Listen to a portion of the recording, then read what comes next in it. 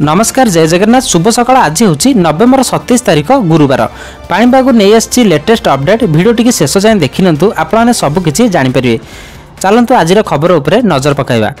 Landfall कला बात्या सेनेर 27 तारिख पर्यंत तार तीव्रता बजाय रहिबो सूचना दे सुनिश्चित करिछि भारतीय पाणीपाग विभाग। एहार परवर्ती 24 घंटे पूर्व दिग आड़क रिकर्व करी दुर्बल पड़िबो बात्या स्नेयर।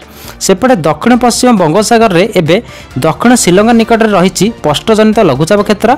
यह आगामी 24 घंटा पर्यंत घूर्णिझड़ तीव्रता बजाय रखिबा एवं तापर धीरे धीरे दुर्बल होबार संभावना बहुत मात्रा रही। यह उत्तर पश्चिम दिग गति करी परवर्ती 24 घंटा मध्य अधिक घनीभूत हो बात्या स्नेयर।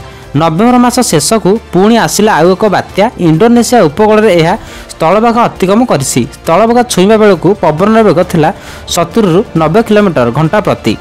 मालाका समुद्र पार्श्ववर्ती अंचल स्पष्ट होला बात्या। यह पश्चिम दक्षिण पश्चिम दिग गति करिवो। परवर्ती 48 घंटे यह आहरी घनीभूत होई दक्षिण पश्चिम बंगोपसागर रे उत्तर पश्चिम दिग को गति करिवो। तमिलनाडु और पुंडचेरी मुहाइबो एही झड़। प्राय सीधा सड़क पश्चिम दिगरे गति करी इंडोनेशिया उपकूल अतिक्रम करिवार संभावना रही। यह परे यह किछि समय पई पश्चिम उत्तर पश्चिम दिगरे गति करिवो एवं तापरे आगामी 2 दिन मध्य पूर्व दिग को फेरिवो। बात्यार प्रभाव रहिबो नै बोली कुहा जायछि। 29 तारिख बेलकू यह बात्यार रूप नहीं पारे। जदि बात्या सृष्टि हुए यार ना रहिबो तित्या।